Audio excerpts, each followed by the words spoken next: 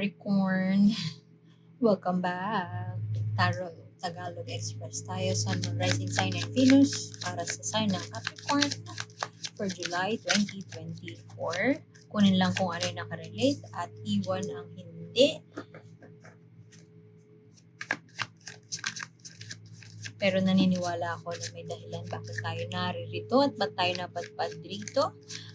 Kung hindi nakarelate, okay lang yun. Maaaring yung mensahe sa susunod na buwan ang makarelate tayo. So, subscribe lamang po tayo para maabutan natin ang pag-upload. Maaaring mag-upload ako ng, iniisip ko kung mag-upload ako. Mukhang mag-upload ako ng choose your, choose a card. Ganyan. Okay.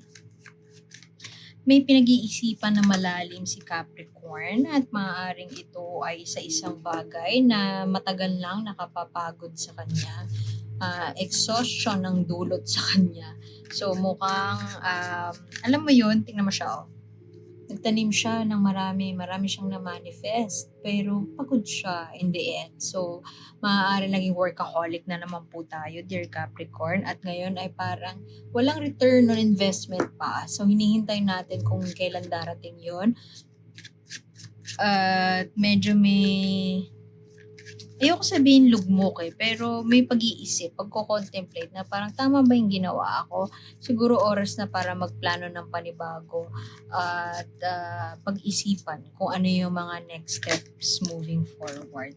Kasi, ayan, speaking of next step moving forward, mukhang si Capricorn, pwede kasing nalugi tayo sa investment in the recent past. Pwedeng nag-invest sa edukasyon, nag-invest sa isang business, pero parang hindi siya bumalik in a way na ine-expect natin. Pero, while may tampo sa sarili nakikita ko tampo or pag-iisip na parang saan ako nagkamali. Maaaring may ganun si Capricorn at pinag-iisipan niya saan ako, bakit pagod ako or bakit overwhelmed ako, bakit exhausted ako. Pinag-iisipan niya paano nangyari yun. At ngayon mukhang mabilis nang kikilos si Capricorn para gumawa ng execute na yung contingency plan, ganyan. Yung plan B, nasa plan B na si Capricorn. At ready na siya mag-manifest ng bagong bagay sa kanyang life. Pwede din na merong Aries, Leo, Sagittarius sa buhay ni Capricorn. At itong tao na to ay mabilis kumilos. At malaking impluensya niya kay Capricorn sa mga desisyon ni Capricorn moving forward. Positive force siya. Positive. Pwedeng ikaw to at ready na mag-venture sa isang bagay na bago. Pwede din na ibang tao to na ready to do their magic sa life mo. Magandang energy ng taong to. Male figure siya. Pwede din na kung romantically, pwede din na si Capricorn kakabreak lang. Tapos merong isang taong umaali-aligid sa kanya at nag-e-express ng kanyang interest kay Capricorn. May ginagawa. Stalker lang. Pwede din na si Capricorn ay na-reject, nag-express ng kanyang pag-ibig towards somebody at na-reject siya ng tao na yun. At sa ngayon, iniisip ni Capricorn, parang na-burn out siya dun sa taong yun. Pwede din actually yung trabaho nga naubos yung pasensya, naubos lahat ng emosyon, naibuhos ni Capricorn yung emosyon niya dun sa bagay na yun. Nag-invest si Capricorn sa isang bagay na hindi niya in-expect na hindi babalik in a way na gusto niya. Competitive si Capricorn.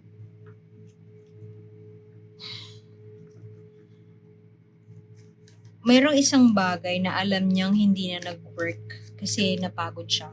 Pero ayaw sumuko ni Capricorn at gusto niya pang patunayan. Kumbaga kung nagkakaso ka, natalo ka, ayaw mo sumuko, Court of Appeals mo, iaakit mo talaga siya hanggang maipanalo mo. May ganon. May ganong si Capricorn. Bawa, nag-pitch ka ng isang project, hindi nag-work. So, ka ngayon, kilos ka to do your plan B. Babaguhin mo yung strategy mo. Pero sa ngayon, deep inside talaga, na pwedeng hindi aminin ni Capricorn, is may lungkot.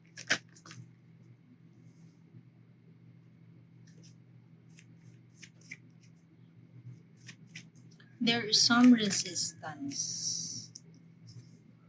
And ang daming ginagawa.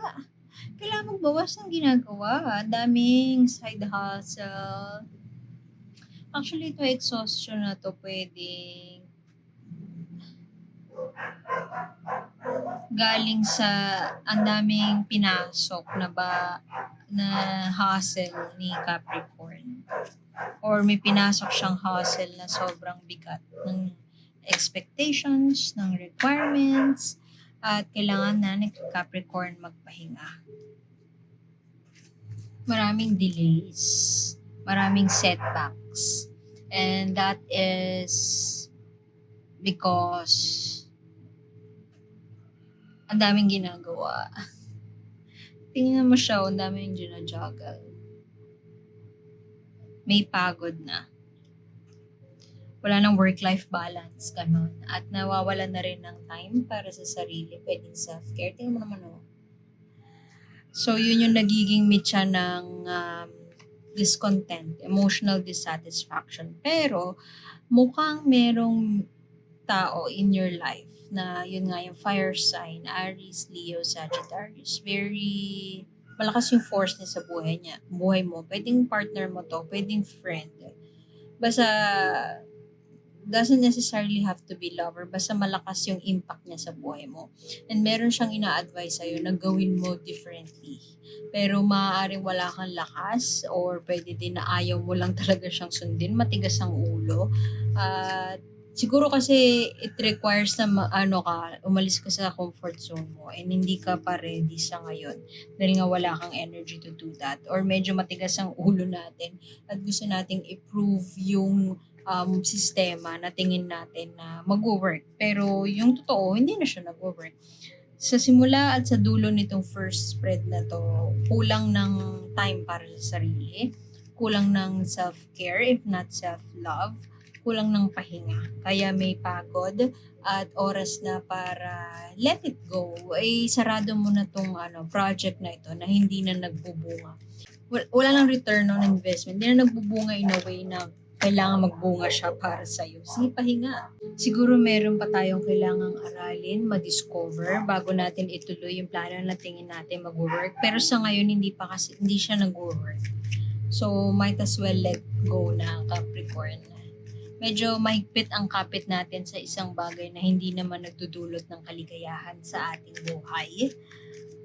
Ano itong bagay na to na mahigpit ang kapit mo, Capricorn? Baka kailangan mo ng pakawalan. Kasi it's an endless battle. Hindi siya matatapos. Mapapagod at mapapagod ka lang. Itong card na to comes before this one. Parang too near yet too so far. Hindi matapos-tapos at under pa siya nitong delay. Delay, compromising your value. Bakit laging parang tingin natin sa sarili natin ay hindi tayo enough? Kailangan i-compromise ang value natin na it could be in the form of sahod.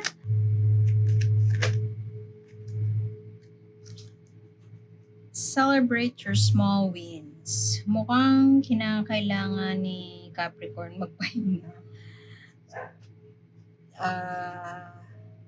Meet your friends. Umattend kung na-invite ka na umattend sa isang event. Say yes.